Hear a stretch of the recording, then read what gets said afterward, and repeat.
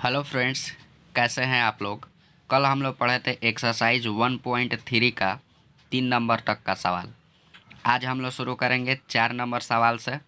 तो सबसे पहले देखते हैं कि 4 नंबर सवाल कहता क्या है।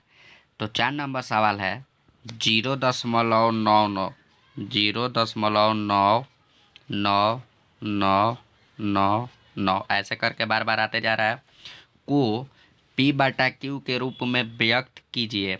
यानी इसको P/Q के रूप में हमको लिखना है। तो कल जैसे हम लोग सवाल बनाए थे 3 नंबर का, ठीक वैसे ही बनाएंगे। सबसे पहले हम इसको क्या मान लेंगे, x। तो लिखेंगे माना कि x बराबर 0.999 ऐसे पूरा। ठीक है। अब क्या करेंगे कि हमको दशमलव के बाद एक अंक लाना है, तो हम दोनों तरफ 10 से गुना करेंगे। तो लिखेंगे दोनों तरफ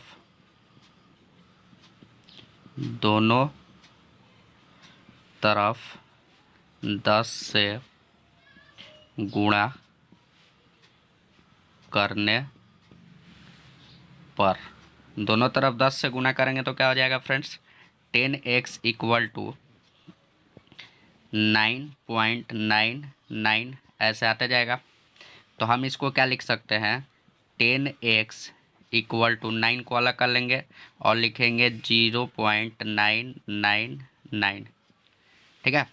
अब फ्रेंड्स हम इस वाले हिस्से को क्या माने थे, x। इस वाले हिस्से को क्या माने थे, x माने थे। तो हम इसके बराबर क्या लिखेंगे, x। तो हम यहाँ लिखते हैं 10x equal to 9 plus x। x right side में प्लस में, लेफ्ट साइड में आएगा तो माइनस में। तो हम लोग इसको डायरेक्ट कर लेते हैं। तो ये हो जाएगा 10x माइनस 1x हो जाएगा 9x इक्वल टू 9। तो यहाँ से हमारा x का मान कितना आ जाएगा, x का मान आ जाएगा 9/9, जो कि कट के कितना आ जाएगा 1। तो फ्रेंड्स इसका आंसर कितना आने वाला है 1। हम लोग देख सकते हैं कि यहाँ बोला है कि 0.9999, यानी ये लगभग 1 के बराबर है। हमारा आंसर भी कितना आया है 1। इसीलिए फ्रेंड्स हम लोग 0.999 को लगभग 1 के बराबर मान लेते हैं, क्योंकि जब हम इसका P/Q के रूप में लिखते हैं तो हमारा हर बार आंसर कितना आता है 1। अब हम लोग देखते हैं सवाल नंबर 5। तो सवाल नंबर 5 क्या कहता है, सवाल नंबर 5 बोल रहा है कि 1/17 का दशमलव प्रसार में अंकों की पुनरावृत्ति खंड में अंकों की अधिकतम संख्या क्या हो सकती है। अपने उत्तर के जांच करने के लिए विभाजन क्रिया कीजिए।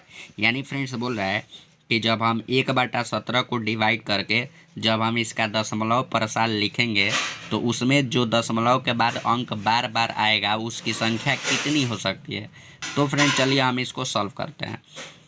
तो फ्रेंड्स इसको जैसे ही हम लोग सॉल्व करेंगे तो हमारा आंसर आएगा 0.582 3 5 2 9 4 1 1 7 6 4 7। यानी कहने का मतलब फ्रेंड्स ये आंसर आएगा। आप लोग भाग देख के देख सकते हैं। ठीक है। और यही संख्या इसके बाद क्या होगा कि बार बार रिपीट होगा। तो ये पूरा संख्या बार बार रिपीट होगा, इसीलिए हम इन सब के ऊपर क्या खींच देंगे, एक लाइन खींच देंगे। अब जब लाइन खींच देंगे तो कहने का मतलब ये कौन सा दशमलव प्रसार है, अनौसानी आवर्ती। ठीक है। अब इसका संख्या पूछा है कि ये संख्या कितना है। तो हम लोग गिनेंगे कि दशमलव के बाद ये कितना संख्या है जो बार बार आ रहा है। तो 2 4 6 8 10 12 14 16। तो फ्रेंड्स इसका आंसर होगा 16, क्योंकि 16 ऐसा संख्या है जो कि दशमलव के बाद बार बार आएगा। अब हम लोग देखते हैं सवाल नंबर 6। तो सवाल नंबर 6 क्या कह रहा है, सुनिए।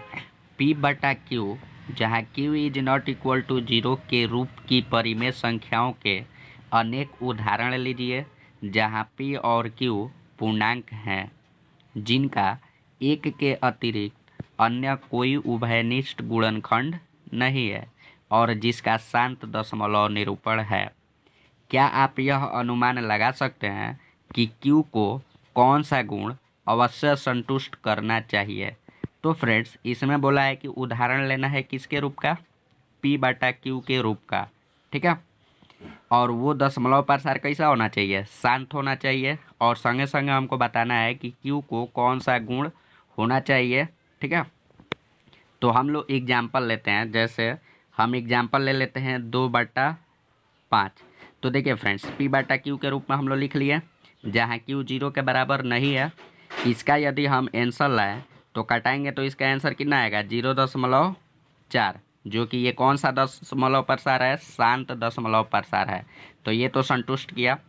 ठीक उसी तरह हम दूसरा एग्जाम्पल एक लेते हैं, तो लेते हैं 1/10।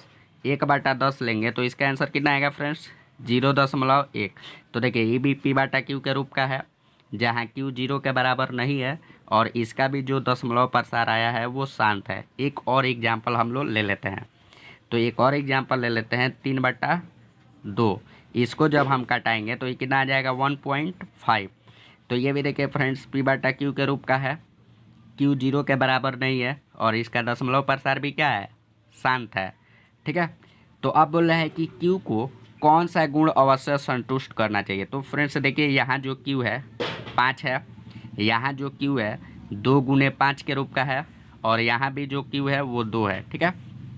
तो हम लोग कह सकते हैं कि इन सभी परिमेय संख्याओं के हर 2m गुने 5n के रूप में है, ठीक है। क्योंकि देखिए फ्रेंड्स यहाँ पे या तो 5 है या फिर 2 है या फिर दोनों है, ठीक है। जहाँ m और n पूर्ण संख्याएं हैं तो Q के बारे में हम लोग ये कह सकते हैं। उम्मीद करता हूँ फ्रेंड्स कि आपको ये सवाल पूरे बढ़िया तरीके से समझ में आया होगा। ऐसे ही और भी वीडियो देखने के लिए इस चैनल को सब्सक्राइब कर दीजिए और इस वीडियो को ज़्यादा से ज़्यादा लाइक और शेयर करिए।